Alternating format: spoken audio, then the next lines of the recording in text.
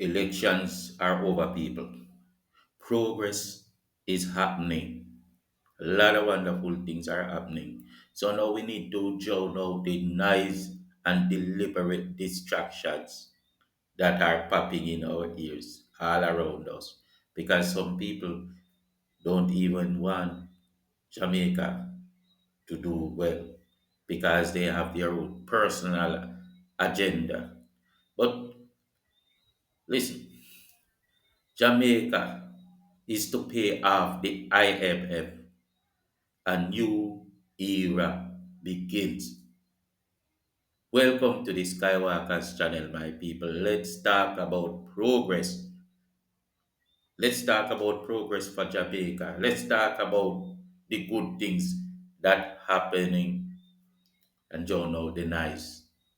For decades, Jamaica's relationship with the International Monetary Fund (IMF) has been a defining feature of its economic narrative, one marked by austerity, external oversight, and hard earned discipline.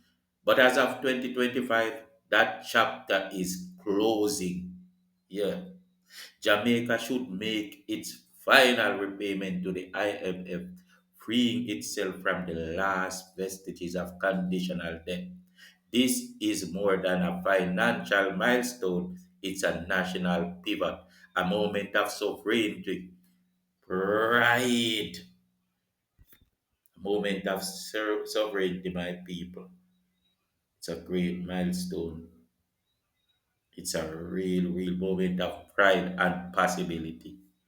From burn to breakthrough. In 2013, Jamaica entered the IMF's extended fund facility with a debt to GDP ratio of 147%, one of the highest in the world. The country was in economic distress, facing sluggish growth, high unemployment, and limited fiscal space. The IMF program required strict reforms, wage freezes, tax restructuring, and public sector overall. But Jamaica didn't just comply, it excelled. Under Prime Minister Andrew Holness, the government made accelerated repayments, sometimes double the required amounts to reduce the debt burden faster. By 2023, the debt to GDP ratio had dropped to 77%, and by 2025, it's projected to fall below 65%. So Andrew Michael Holness was speeding up the process by paying double as much as he could, even though Mark Golding was, you know, batting against the idea as usual. He's always against something that makes progress. The final IMF balance, just SDR 21.24 million, which is about US 28 million, will be cleared in a single payment. That's sovereignty restored, my people. This final payment will mark the end of IMF oversight. No more performance benchmarks. No more policy prescriptions. Jamaica now has full control over its economic destiny. It's a declaration of sovereignty, one earned through sacrifice, discipline, and strategic leadership. Prime Minister Holness, known for his measured and deliberate style, has seemed to avoid premature announcements, but this moment speaks for itself. Jamaica has graduated from IMF dependency with honors, fiscal breathing room with IMF repayments off the books. Jamaica now retains an estimated US 1 to 200 million annually that was previously allocated to debt servicing. This fiscal space opens the door to transformative investment in education, upgrading schools, expanding digital access, and improving teacher training, healthcare, building clinics, modernizing hospitals, and expanding mental health services, infrastructure, people, maintaining roads, bridges, and water systems with proactive care, social programs, expanding path, housing support, and youth employment initiatives. Think about that.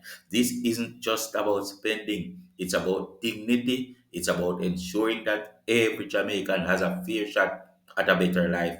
Infrastructure that pays for itself.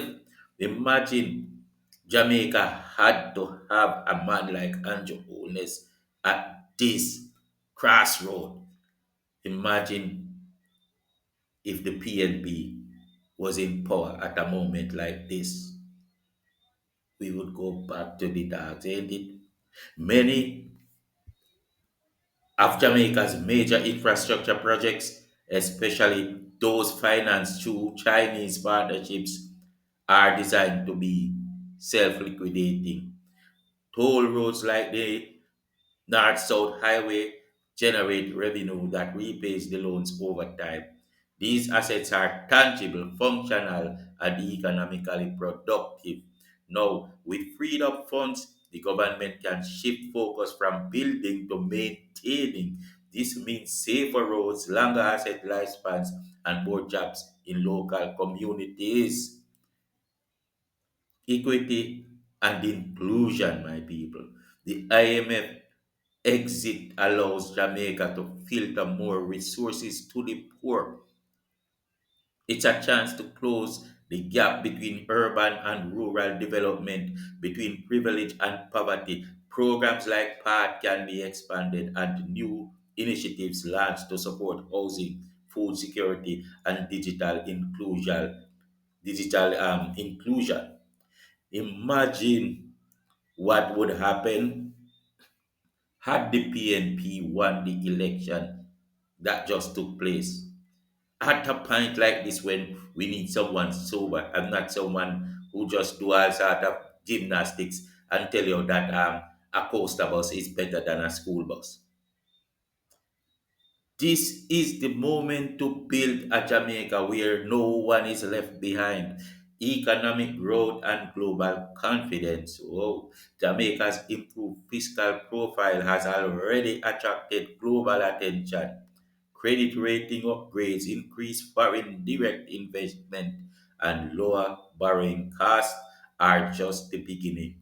With strategic planning, Jamaica can now invest in renewable energy and climate resilience, tourism, diversification, and cultural heritage, digital infrastructure, and innovation hubs, agricultural modernization, and food sovereignty. That one is very important to my heart.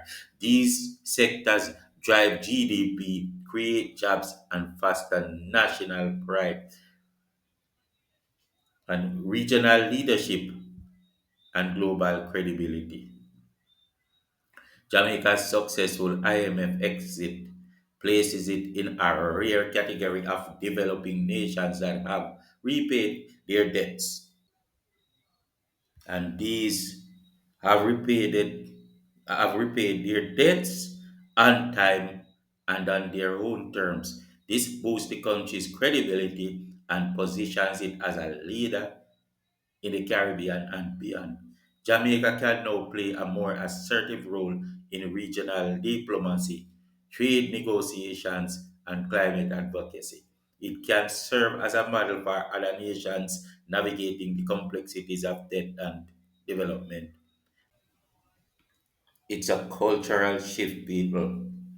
A cultural shift. This isn't just a financial event, it's a cultural shift. For decades, Jamaica's economic story was shaped by crisis and constraint. Now the country can embrace a new identity, strategic, self reliant, and forward looking. Young Jamaicans will grow up in a nation defined not by austerity but by ambition. This is a chance to rewrite the national story from struggle to strength. Safeguards and accountability. With freedom comes responsibility. The government must ensure that fiscal discipline continues even without IMF oversight. This means transparent budgeting and procurement, strong anti-corruption measures, independent audits and public reporting, inclusive policy making that reflects diverse voices. These safeguards will protect Jamaica's progress and ensure that this moment becomes a moment political stability and legacy. The timing of the IMF exit has political implications. The 2025 election saw the JLP secure a third term with wholeness at the helm. Thankfully, his administration's fiscal achievements played a key role in this victory.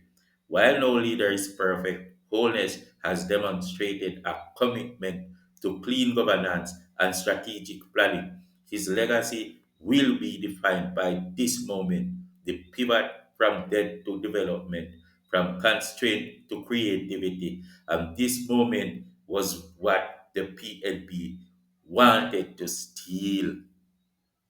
Hmm? Think about it, my people.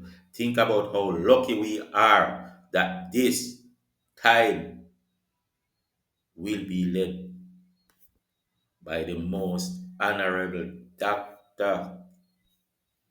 Anjo Michael Wholeness. We are lucky indeed. We are lucky indeed. This has been your Skywalker no nonsense commentary. Thanks for watching. Thanks for watching.